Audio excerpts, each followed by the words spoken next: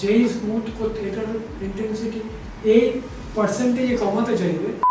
signal ঠান্ডা মাটি এবং আমার বডিতে কি দিতে অয়েল অ্যাপ্লাই করতে